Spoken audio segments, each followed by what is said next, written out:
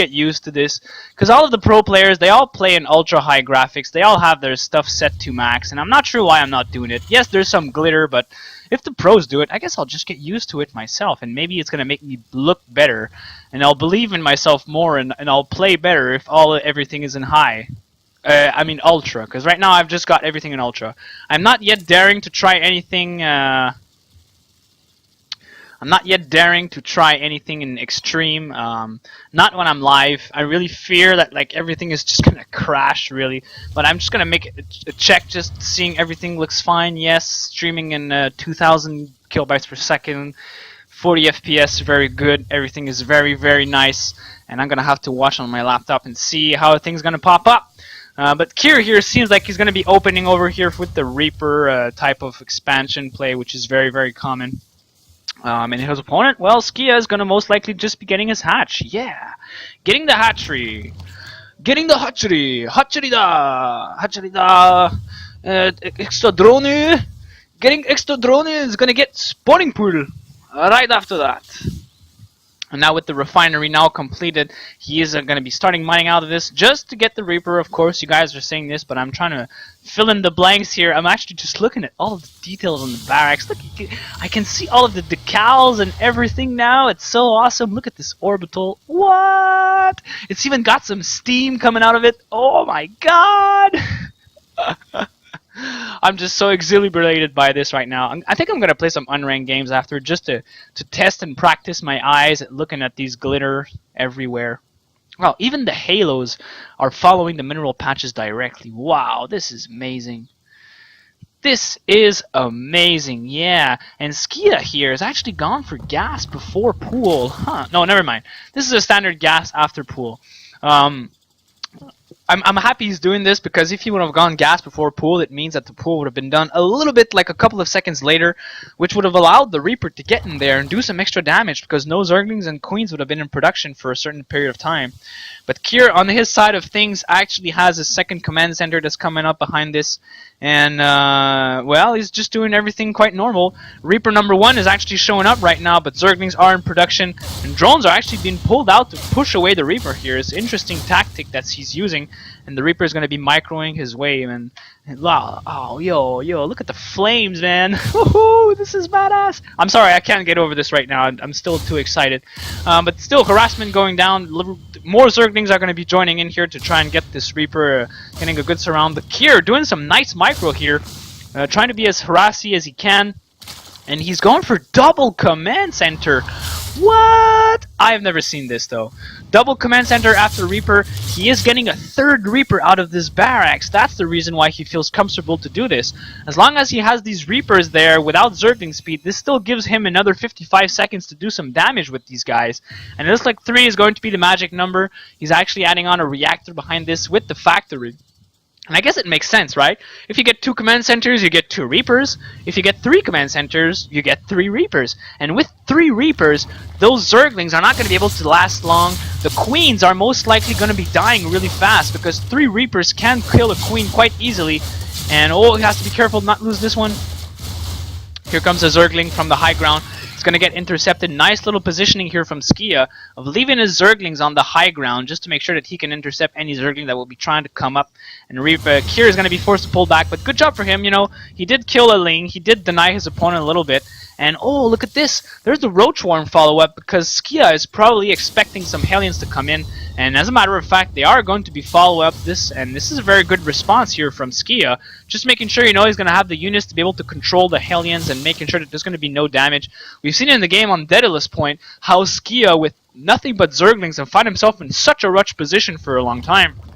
He lost all of the drones at his third base because he was only defending with Zerglings against a bunch of Hellions and Reapers. And because of that, he was able to do so much, Joy was able to do so much damage to his opponent's economy. So I think this is a little adjustment here that Skia is bringing to his play. It's something I like. And once again, he's getting himself a very fast lair around the 7-minute mark, which is very, very good. But here comes the Zergling. They're going to be getting a run by. But they are going to get roasted here at this front door, and they're not going to be trying to get in there anymore. And Kier is still adding on some Reapers with this, and only two Hellions though is going to be 3 Hellions though is going to be the number of choice. Right after getting those Hellions, he's going to be lifting off that factory and getting on a tech lab with it. So I wouldn't. Wow, is he going to get some tanks? Would that be really, really awesome? Getting some tanks here. I mean, Kier has not yet seen the Roach Warren, but it would be such a straight up counter. It would be so nice. And he's going to be getting in here. He might actually get a queen for himself. This could be good. One of the creep queens would die instantaneously. This would be very nice. And, extra Zerglings getting picked off here by these Hellions and Reapers. This is good. These Zerglings are pretty much the only control unit that... look at the tree burning. It's the only control unit that Skia has to move around the map, but it looks like he's actually moving quite far deep with these roaches. If he gets them isolated, they could find themselves in a rough situation, but 3 roaches are definitely going to be fine enough to do some damage to this little force that Kier has for himself. And behind this, Kier is actually already on a Rax. He's adding 3 more with the factory that's making some tanks right now. And he's going to be doing a run by for himself, going straight into the main, but the queens are going to be positioning themselves here to block this entry from happening. Very good job from Skia overall of spotting everything with his overlords and having a legit creep spread so far. He did start his 3rd base a little bit later now, given the fact that he was going for roaches. But oh no, Kier is abandoning his forces now, and oh no, these roaches are doing so much damage. No, all of the Reaper, all of the Hellions are dying. Kier, he lost his control units now, which is really, really bad, and this Overseer is going to die before it actually manages to pop to life. These roaches make a single bite of these units. Not a single roach has died in exchange of 3 Reapers and 3 Hellions, which is kind of a bad trait here for the Terran. But it's not so bad overall. I guess Kier is still in a very good situation for himself. He's actually gotten his 3rd command center, getting a good amount of workers, and he's actually toe-to-toe in workers with the Zerg right now, which is kind of good. And he's going in marine tanks. He's gotten the 1-1 that's on the way. He's still not getting any upgrades. I think he has stim though. Yes, he does have stim. He's not getting combat chill right now, but it's not so bad. And I believe that his next step now is going to be probably adding on a starport or something to begin the medevac production. But yeah, Skia, his trademark here, spewing over the creep over the 3rd base. This is so good. It's going to be denying this just a little bit. It's probably going to be doing the same thing over here. Oh, overlord speed that's just kicked in. That's very nice. Another little subtle adjustment that Skia has done in this game is to get the overlord speed just to, you know, keep this overlord alive, but it looks like it's... Oh, it's going to be getting away. Lucky overlord. Wait a minute. Where's that overlord? Shit, where's the overlord? Damn. Oh, there it is. There's that Ovi. Behind this, at home, back in the Zerg base, he's getting +2 for melee. He's gonna get his +1 Carapace very soon. And with his Spire complete and now on 3 bases, I mean, he's gonna be in very good position. Getting all of the units he needs to be able to counter-harass his opponent, and he's gonna be taking over a 4th base. I mean, he knows about the Terran's 3rd base right now. His Overlord scouting it has definitely spotted this. I mean, you know, he must be aware. There's a turret up. It's probably not for any reason at all. He's still not getting his 3rd here. Come on, get that 3rd base, man. Look at the drone. Oh, wow. Look at the Overseer. Oh, wow.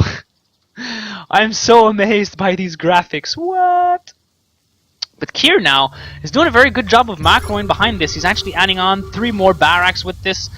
He's producing 7 Marines at a time and just tanks. And it looks like it's going to be a purely Marine tank push with a very low amount of medevacs. Not investing anything in the starport at all. I mean, he does have his starport up with the reactor, and he's now getting his first pair of medevacs, but he's going to be heavily focused on Marines and tanks. And he's actually adding on not 3 racks, but only 2 and another factory here. My god, am I not looking at the unit production here? And Kier seems to be so defensive right now. I mean, he's about to push though, but he's got everything he needs to be able to block out the mutas, all of the turrets everywhere around the base here.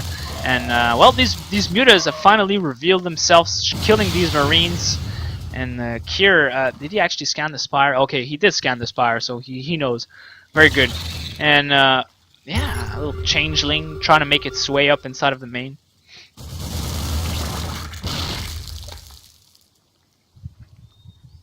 Everything is all very good, and it looks like there's going to be a counterattack of roaches and lynx behind all of this.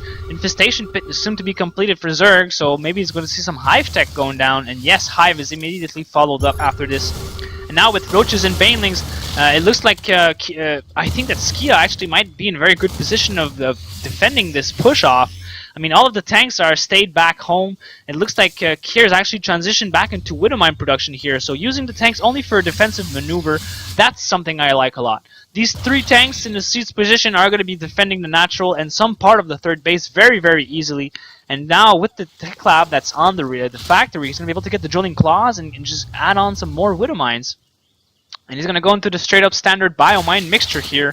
He's getting his 2-2 that's on the way kind of soon. Zerg is 2-1. He seems to have forgotten his +2 carapace. I'm not sure if it was a mistake or if it was something. Yeah, he's getting it right now as I was saying it. So very good for him. And oh, it looks like Kier stepping over the creep made a little bit. He's going to have to split here. All of the forces for Zerg are just going to come in here. Oh, a huge connection. Kier was trying to load up into the medvacs, but here comes the Mutalisk from behind, and they might actually intercept this. And now Kier has actually just a few Marines to defend. He does have some tanks, but there's not a lot of anti-air ground around it, an anti-air defense around it. And oh, some tanks might get chipped off here. Kier's gonna have to play this very, very carefully. And then meanwhile, he's actually dropping down over at the natural, but it looks like the Spore has taken care of the medevac. These mutas are still looking for opportunities, but Kier is defending this so well with most of his static defense here. It's only this tank that's... Oh, tank is going to get picked off. That's kind of sad, though. Kind of really, really sad. But it's not so bad. And, yeah. Kier is actually preparing himself for another push. He's lining over his 4th command center. 4th base for Zerg has just been completed, but there's no drone that have been mated over there yet. And Kier is actually bringing over some SCVs already, preemptively setting up some Widow Mines for defense, but they all detonate on a couple of Zerglings, and here comes the Zerg force from all sides. Tanks are doing tons of damage to the Banelings. Most of the Marines have to load up into the medvac and get out of there. Now it's basically just the Roaches and the Banelings in the defense here, and the offense, I mean.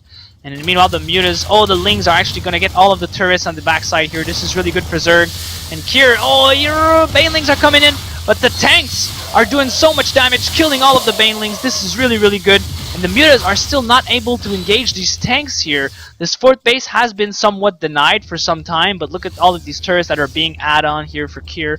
He's just going to make sure that he's going to be able to hold this expansion off very well against the Muta counter-harass. And he's got some Marines over there. The creep actually spreading over the refinery. Oh my god! I've never noticed that. The creep spreads over onto the buildings when it's close to it. Wow, that's something awesome. Look at this refinery. And now the rocks have been broken here from the Mutalisks. And they're still trying to look for some places to engage, but Kier's actually all around the map here. And oh, huge Ling Bang counterattack. They're going to go straight for the command center here and killing off that. And damn, this is going... Oh, but they're going to be running in most of the remainder of the Zerg forces are running in all of the bio here, losing a lot of Lings and Banes. 36 more in production, and the first Ultralisks is on the way. And oh my god, he actually has the Ultralisk skin, and they actually have Blades of Fire. And meanwhile, Kier is actually trying to push over down at the 3rd, and all of the Lings and Banes die here, so it's just the Marines against the Mutalisks right now. More Banelings are in production behind like this, and he's going to be trying to stim in and get up there, but the Zerg has such a good production for himself right now. He's making so many Lings and Banes, and he's getting good engagements overall. Getting some very costly, cost-efficient trades in the defense. He's been very good at defending his expansions and not losing a lot of workers. Overall, Kier has not managed to apply a lot of pressure, or at least not as much as you would want. And now he's out of a 4th base here, so this is going to be kind of crucial. His natural is soon to be mined out. His main is probably mined out, and on the command center on the low ground is going to get picked off by these Lings. He should cancel this right now, and the flank of Ling Bane is going to be killing so many Marines behind all of this at the same time. And damn, son! Ultra is leading the charge, doing so much damage here. It looks like Zerg is actually going to be able to break into this natural, having some reinforcing Lings and Banelings. He's going to be doing so much, killing most of the workers here, trying to overextend into the main base, and Kier is looking demolished right now, ladies and gentlemen.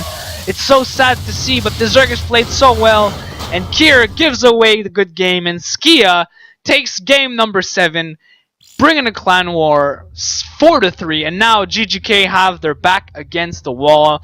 We are facing elimination in this clan war tonight, ladies and gentlemen. Let's just see here. I'm interested to see what are the statistics for Skia. And it seems that versus Terran is actually one of his worst matchup. He seems to be very, very strong versus Protoss. But yeah, doing a good job for himself overall. Top 25 Masters, it's kind of good. 1,400 points is kind of good. I'll have to say. I can barely break the 1100s. And I know for a fact that I need almost 1200 points to be able to get into Masters.